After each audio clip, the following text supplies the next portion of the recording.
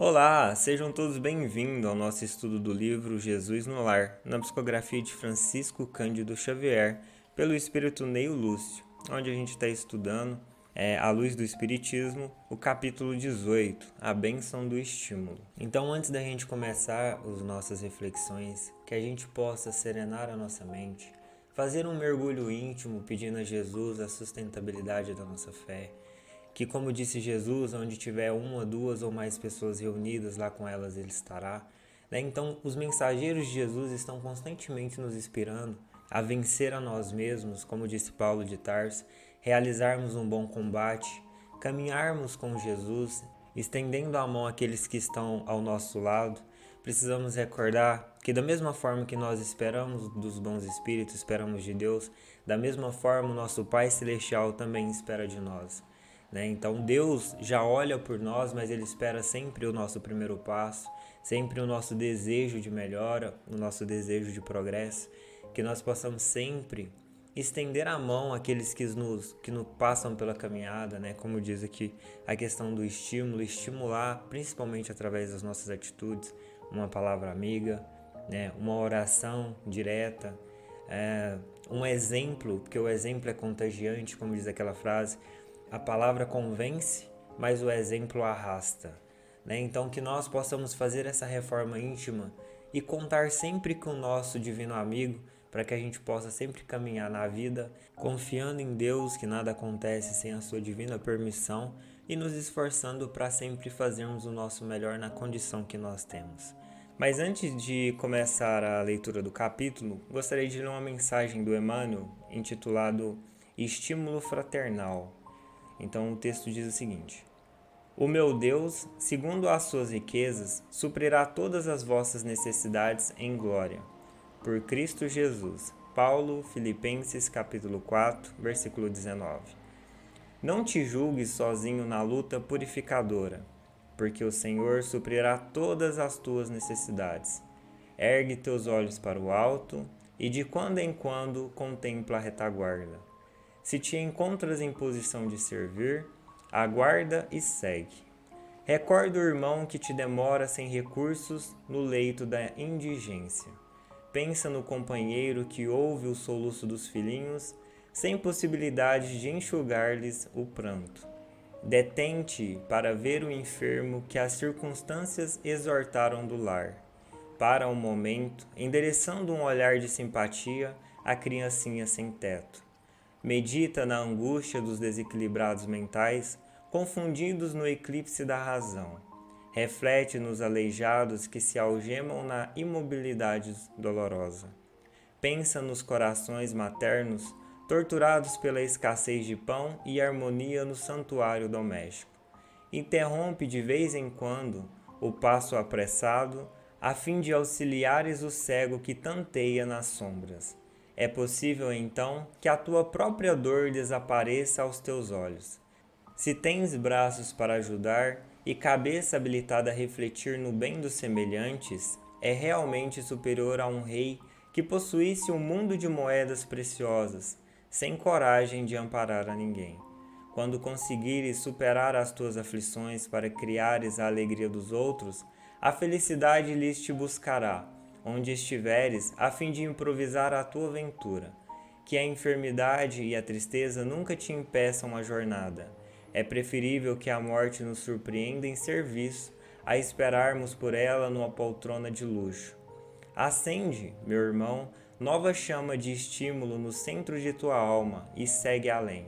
Seja o anjo da fraternidade para os que te seguem dominados de aflição, ignorância e padecimento. Quando plantares a alegria de viver nos corações que te cercam, em breve as flores e os frutos de tua sementeira te enriquecerão o caminho. Então, dando continuidade aqui ao nosso estudo do capítulo 18, a bênção do estímulo, vamos começar a nossa reflexão lembrando de Jesus. Então, Jesus, em todas as suas passagens, Jesus ele sempre tentava levantar o estímulo das pessoas que chegavam até ele. Então, reconhecer o erro faz parte do processo. Então, eu caí, eu errei. Mas nessa caminhada evolutiva, nós estamos na formação da nossa moral. Então a nossa moral ela vai sendo construída através de acertos e erros.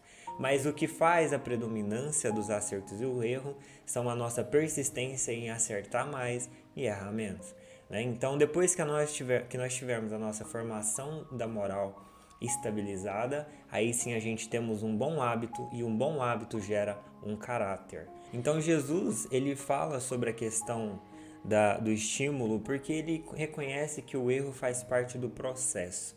Mas a partir do momento que a gente vai tomando consciência, aí entra o nosso esforço para errar menos na condição que nós temos. Então, se a gente parar para observar, Jesus nas suas passagens, ele sempre mostrava uma direção, levantava o ânimo, ou seja, não é porque você errou que você é condenado. O importante agora é reconhecer o erro e refazer a caminhada no caminho certo. E o que Jesus sempre dizia? Eu sou o caminho, a verdade e a vida. Ninguém vai ao Pai a não ser por mim. E uma outra parte importante é que o caminho de Jesus é estreito. Por que estreito? Porque a gente tem que se vigiar, a gente tem que às vezes abrir mão de coisas que a gente não gostaria, né, na situação que esteja te prejudicando. Então a gente tem as nossas tendências e essas tendências precisam ser algumas vezes corrigidas. É tipo uma criança que vai receber a educação dos pais e depois ela vai aplicar essa nova educação. Então nós somos da mesma forma. Então Jesus é o caminho fraterno, é o caminho daquele que tenta fazer com que nós corrigimos os nossos egoísmos, as nossas tendências exclusivistas, passamos a olhar o outro, a família universal. Então é estender a mão, fazer com que realmente o que esteja sobrando para mim seja útil para outra pessoa e assim vai. Então o caminho de Jesus é adverso ao mundo nessa circunstância. Então a gente precisa reconciliar as duas coisas. Não é que Deus condena o mundo ou qualquer coisa do tipo, porque o mundo faz parte da criação de Deus. Então é nós realmente aprender a utilizar do mundo ao nosso favor positivo e a favor daqueles que estão ao nosso lado, positivamente. Aí sim a gente vai estar realmente vencendo as nossas fraquezas, o que nós encontramos com o que precisa ser melhorado. Porque se todos nós fazemos uma reforma íntima, a gente identifica pontos. Então, eu acredito que a condição que a gente tem, ela é inerente ao propósito que a gente precisa alcançar e ela é inerente principalmente ao nosso esforço. Né? Então, a gente começa do ponto que a gente parou e não existe retrocesso. Então, a gente dá sempre a caminhada, dá continuidade para frente, não para trás. Né? Então, a espiritualidade está sempre conosco, sempre nos vigiando. Então, o estímulo é necessário, porque o que eu venci hoje, ou o que eu estou lutando para vencer, várias pessoas também estão passando pela mesma questão. E a gente veio do plano espiritual e todos nós sabemos, por isso que nós temos o desânimo. Então a gente tem um campo magnético de N pensamentos, são várias pessoas que pensam coisas diversas. Aí tem o plano espiritual com os irmãos que estão do lado de lá. Então é um campo magnético. O meu passado espiritual, né? Então assim, a gente é envolvido nesse campo. Então a gente precisa sempre tentar levantar o nosso campo vibracional com bons pensamentos e boas atitudes. Então a caridade ela é muito importante porque todas as vezes que a gente começa a auxiliar a outra pessoa, no que a gente pode, na condição que a gente tem, se esforçando na capacidade de cada um, a gente começa a entender a vida através do olho da outra pessoa. Então a gente começa a parar de reclamar, a ver que as nossas necessidades, por exemplo, o que a gente tem, como disse Jesus, o fardo é proporcional, ele não está acima da medida. Então você consegue vencer aquilo se você estiver olhando para a direção correta. Né? Então a gente precisa sempre entender de que hoje a gente está mal, amanhã a gente vai ficar bem. Né? Então Deus renova os dias como renova os seres, todo o nosso corpo está em renovação, todas as células estão em movimentação. O dia de ontem não é igual ao dia de hoje, a hora de agora não vai ser igual à hora de amanhã, então tudo está em renovação. E como tem a frase do Chico muito famosa, né, isso também passa. Então os momentos bons passam e os momentos ruins também passam, mas a nossa confiança em Deus precisa continuar firme, a nossa fé precisa continuar resistente, né? Porque a fé é a base do espírito. Então, o pensamento é espiritual, é metafísico. Ele dá toda a coordenação para o nosso corpo material. Então, se a gente começar a desanimar e não caçar um meio de tentar reanimar, fazer às vezes o que a gente gosta, ouvir o que a gente quer ouvir palavras de incentivo, observar questões boas, questões de caridade, questões que podem te levantar o astral, a gente pode vir a cair no desânimo. E o desânimo é perigoso, como disse o Emmanuel em uma das suas passagens, porque ele abre uma pequena brecha para os perseguidores que a gente tem do plano espiritual. Então, abrindo essa brecha para aqueles que nos acompanham do plano espiritual, aqueles a quem prejudicamos, ou talvez, igual eu falei, para esse campo magnético que talvez seja ainda muito material, o nosso plano não é um plano ainda é um plano evoluído, é um plano em transição. Então, a gente abrindo essas brechas e não se vigiando, ou seja, vigiai primeiro, depois orai. Então a gente precisa ficar sempre atento aos nossos atos. A gente não pode terceirizar sempre a nossa vida aos irmãos do plano espiritual, até porque nós temos o livre-arbítrio. Então a gente toma as decisões. Então o correto seria vigiai e orai. Então a gente vigia, eu descobri que eu estou começando a caminhar um caminho que eu não gostaria, entra a vigília. Primeiro passo, reconhecer a si mesmo, encontrar esse ponto e aí sim orai, pedir sustentabilidade na prece diante de Deus. E a sustentabilidade vai vir e vai nos sustentar constantemente. Então, todos nós que estamos na Terra, no grau evolutivo que estamos, na condição da Terra hoje, que é provas e expiações, estamos na situação que podemos chegar a desânimo, faz parte do progresso, mas a gente precisa realmente olhar para cima e não ficar somente olhando para baixo. Na mensagem de Emmanuel, não te julguei sozinho na luta purificadora, porque o Senhor suprirá todas as suas necessidades. Se te encontra em posição de servir, ajuda e segue. Então a gente vai sempre ajudando. E como disse Emmanuel, a fraternidade, ela te traz uma paz interior, porque a fraternidade verdadeira, aquela correta, sem interesse próprio, sem interesse de algum tipo. A fraternidade, ela faz com que nós nos sentimos em paz e somos sustentados pelos irmãos do plano espiritual. Então, a gente precisa realmente estimular, nos estimular. Então, separar sempre um tempo, se possível, para as reflexões espirituais, como eu disse no começo da leitura, onde estiver uma, duas, três ou mais pessoas reunidas no nome dele, você não vai estar desamparado. Então, assim, é sempre nós confiarmos em Deus e lembrando sempre que o dia de hoje não é igual ao dia de ontem e por mais que tenha as trevas noturnas, o dia sempre vem para renovar e clarear. Agora, dando continuidade aqui à bênção do estímulo, eu peço perdão por ter aumentado a introdução no começo, deu 13 minutos de introdução, mas é porque o estímulo é de suma importância para a nossa renovação, para a gente sempre se renovar, sempre confiar em Deus, porque se nós estamos aqui hoje encarnado ainda, é porque Deus confia em nós e nós ainda temos um ponto a alcançar.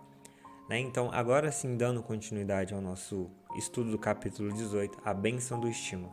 Então, o texto diz o seguinte: comentavam os aprendizes que a verdade constitui dever primordial, acima de todas as obrigações comuns, quando Filipe afiançou que, a pretexto de cultuar-se a realidade, ninguém deveria aniquilar a consolação.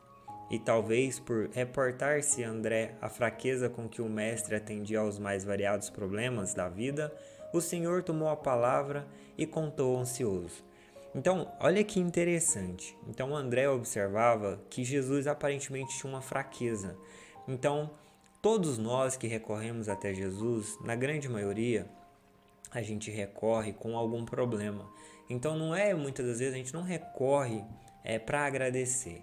Então, é por isso que o Emmanuel, ele sempre diz que a gente precisa sempre olhar para as pessoas que estão em condições mais difíceis do que nós. Porque a gente olhando, a gente vai ver que Deus, ele é muito misericordioso para conosco. A gente não sabe o nosso passado, a gente não recorda do que foi feito antes, a gente não sabe porque estamos no ciclo que estamos, porque sofremos o que sofremos.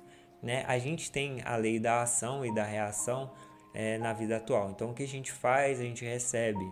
Mas muitas das vezes a gente reconhece injustiçado pela situação em que nós nos encontramos. Então, aqui a gente já vê a misericórdia de Jesus. Então, Jesus, ele não é punitivo, ele não força ninguém. Então, ele é compassivo. E André via isso como uma fraqueza, né? André que via isso como uma fraqueza de Jesus. Mas Jesus, sendo sábio, né, e misericordioso, ele só age na base do perdão e do amor. Então, Jesus, ele sabe realmente a caminhada evolutiva de cada um.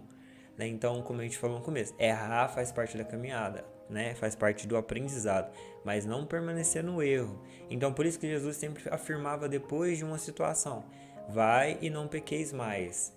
Né? Então, agora você tem o conhecimento. Com o conhecimento, você consegue se libertar. Só precisa agora de um esforço contínuo. Então, por isso que é necessário o estímulo. Uma pessoa que erra muitas das vezes, ela entra em conflito, por quê? Ela tá passando pela situação e aí ela fica maçando na cabeça dela que ela errou, talvez ela se diminui, né? E ela não encontra soluções. Então é por isso que a porta de Jesus é ao contrário. Ela mostra uma outra caminhada, ou seja, todos nós erramos, faz parte da caminhada. O importante agora é cobrir os erros com as solicitações de ajuda. Então, se hoje eu caí numa situação, provavelmente talvez eu esteja mais capacitado agora a contribuir depois que realmente eu aprendi com aquele erro. Então, se eu cair numa situação, eu consigo ajudar aquela pessoa porque eu já passei por aquilo. Os espíritos mais evoluídos que nós, que já alcançaram um grau de evolução maior em caminhada evolutiva, estão capacitados a nos ajudar justamente por ter traçado essa caminhada já, por ter atravessado um matagal ali já criando um trieiro para cada um trieiro assertivo. Só que a espiritualidade não força ninguém. Então cada um vai chegar no grau de evolução no seu tempo, no seu momento. Mas é necessário aqueles que estão ao redor dar o devido suporte, que é o estímulo, a sustentabilidade. Então, continuando aqui, Jesus narra um texto para que a pessoa possa refletir. Devotado chefe de família, que lutava com bravura por amealhar recursos com que pudesse sustentar o barco doméstico, depois de desfrutar vasto período de fartura, viu-se pobre e abandonado pelos melhores amigos de uma semana para outra, em virtude de enorme desastre comercial. O infeliz não soube suportar o golpe que o mundo lhe vibrava no espírito e morreu, após alguns dias, ralado por inomináveis desabores. Entregue a si mesma, ao pé de 6 filhos jovens, a valorosa viúva enxugou o pranto, reuniu os rebentos ao redor de velha mesa que lhes restava e verificou que os moços amargurados pareciam absolutamente vencidos pela tristeza e pelo desânimo. Cercada de tantas lamentações e lágrimas, a senhora meditou e em seguida dirigiu-se ao interior de onde voltou, sobraçando pequena caixa de madeira, cuidadosamente cerrada, e falou aos rapazes com segurança: Meus filhos, não nos achamos com tamanha miserabilidade. Neste cofre possuímos valioso tesouro que a providência paternal lhes deixou, a fortuna capaz de fazer a nossa felicidade geral. Entretanto, os maiores depósitos do mundo desapareceram quando não se alimentam as fontes do trabalho honesto e produtivo. Em verdade, o nosso ausente, quando desceu ao repouso, nos empenhou em dívidas pesadas. Todavia, não será justo o esforço para resgatá-las com a preservação de nosso precioso legado? Aproveitemos o tempo melhorando a própria sorte, e se concordam comigo, abriremos a caixa mais tarde, a menos que as exigências do pão se façam insuperáveis. Belo sorriso de alegria e reconforto apareceu no semblante de todos. Ninguém discordou da sugestão materna. Então, antes de continuar aqui, nessa pequena leitura até agora, a gente já percebe, e ela fez um levantamento, Jesus fez um levantamento sobre, às vezes, por mais que nós estamos passando pela dificuldade e a gente está focado no problema, a gente esquece que a gente tem o tempo ao nosso favor e nós temos também o esforço, e que nos momentos de dificuldade, por mais que seja difícil, a gente sempre tem que tentar nos manter calmo, né, para encontrar soluções. Então, todas as vezes que a gente se desespera, e o Emmanuel cita muito isso, se a gente se desespera, a gente acaba perdendo o controle. É como se a máquina tivesse desgovernada, né? Então a gente começa a tomar decisões precipitadas que pode gerar problemas. Né? Então, aqui no comecinho do texto, quando ela se reúne com as pessoas, ela fica meditando, né, numa solução. Então, é aquilo que a gente fala, se Deus permite que nós ainda estejamos em atividade, significa que tem uma saída. O que a gente precisa fazer é olhar para a direção certa, confiar, né, e pedir a Jesus a força necessária. Muitas vezes nós pedimos para que seja tirado a dificuldade, mas a dificuldade é o burilamento do espírito, né? É o aperfeiçoamento do nosso ser. Nós somos criados para o progresso e o progresso gera dificuldade, né? Então, através da dificuldade, a gente vai encontrando soluções diferentes. Como disse o Albert Einstein, não fazer a mesma coisa várias vezes porque você entra num loop de erro, mas encontrar soluções adequadas. Errar, como nós dissemos, faz parte do progresso. Fiz alguma coisa agora, deu errado, então vou fazer de uma forma diferente, mas sempre fazendo positivamente, caçando a melhor solução que não vai prejudicar ninguém. A lei de Deus ela é dessa forma. Quando nós temos boas intenções, inclusive só abrindo um parênteses, no Livro dos Espíritos, Kardec pergunta para os espíritos sobre se Deus julga o ato ou a intenção. Então eles respondem que Deus julga mais pela intenção do que pelo ato. Né? Então, pela intenção, se o propósito é positivo e nós errarmos na caminhada, significa que estamos nos aperfeiçoando. Agora, se já temos a intenção negativa, automaticamente, como vivemos pela lei do pensamento, gera uma causa e efeito. Então, observando aqui o propósito da mulher, que era um propósito digno, boas intenções, ela tinha um objeto guardado onde tinha algumas coisas que iria dar um suporte, mas ela chega até os meninos e falam para ele, olha, a gente ainda tem um esforço, temos o tempo e temos as condições de trabalho, né? E eles concordaram em vez de abrir e tentar já pegar uma condição pronta. Uma coisa é a gente passar um trajeto de esforço, outra é a gente imaginar que vai pegar as condições já prontas. Por isso que nós idealizamos um propósito no plano espiritual, por exemplo, ou no plano carnal, e nós precisamos traçar o propósito dentro da caminhada. Então, a caminhada, o burilamento, os atritos da vida vai gerando o quê? Experiência. E a experiência vai gerando o quê? Acertos e erros. Então, a gente vai aprendendo a tomar melhores decisões perante a vida. E Deus sempre vê o esforço, porque o esforço faz com que a gente vai subir na escada da vida, confiando em Deus e não reclamando, porque a reclamação já é uma desconfiança e uma questão de injustiça. Né? Então, lembrando sempre de que Deus nunca erra, cada coisa no universo funciona sistematicamente em harmonia, porque se uma coisa sair fora do controle, o mundo se acaba, né? Vamos supor assim, tudo entra em um conflito. Então Deus não erra. Se Deus faz isso com o universo, mantém o universo em harmonia, o que é a nossa vida comparada com o universo? Né? Então Deus não errou conosco. Ele está nos ensinando uma caminhada, ensinando a caminhada da fraternidade e a caminhada da humildade. Né? Então, voltando aqui ao texto, belo sorriso de alegria e reconforto apareceu no semblante de todos. Ninguém discordou da sugestão materna.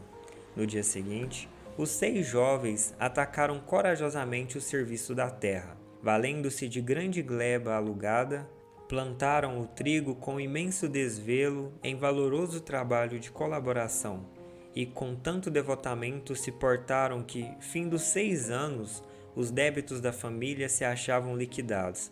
Enorme propriedade rural fora adquirida e o nome do pai coroado de novo, pela honra justa e pela fortuna próspera.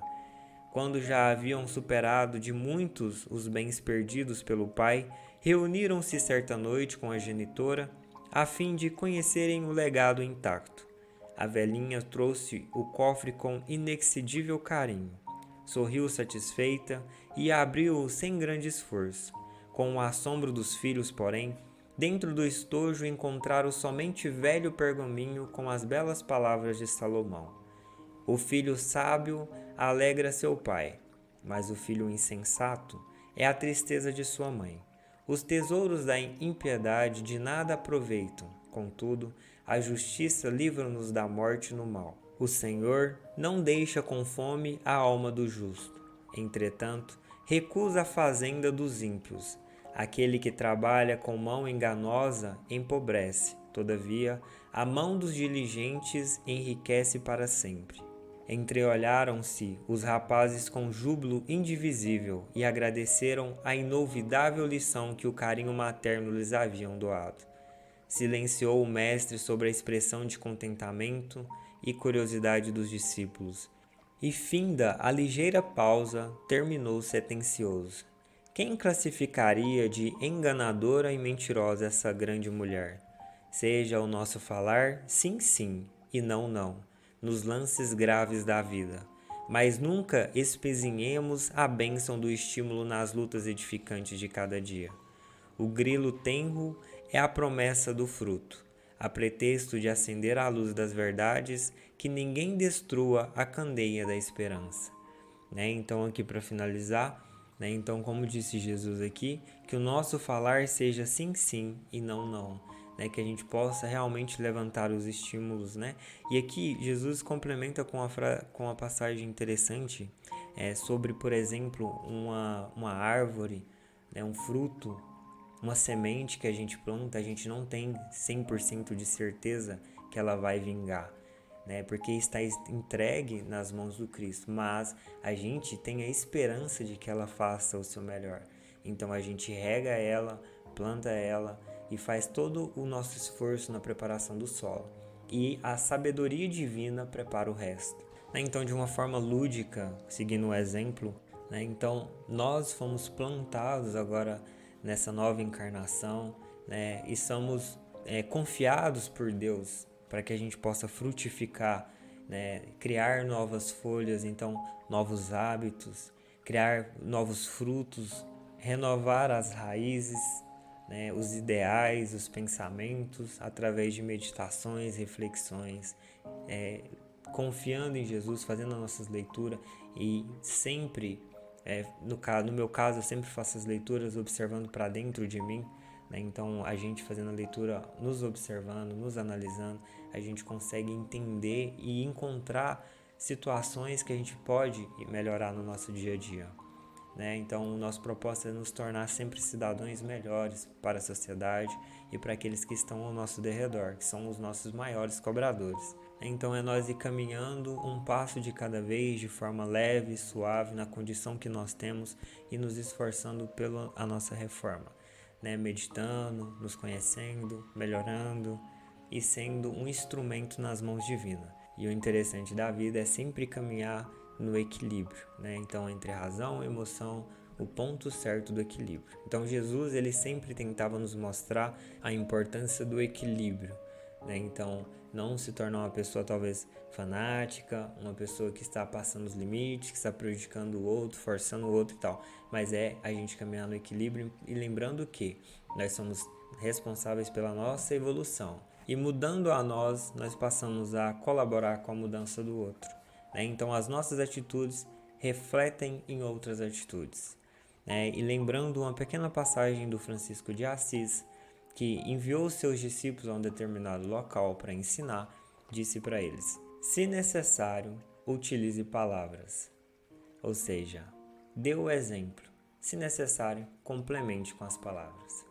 Então, esse foi o nosso estudo de hoje. Lembrando que de segunda a sexta-feira, às 7 horas da manhã, a gente tem as mensagens diárias das leituras das psicografias de Chico Xavier. Então, lembrando que a meditação, no caso a reflexão, ela é muito importante para nós porque ela mostra diretrizes.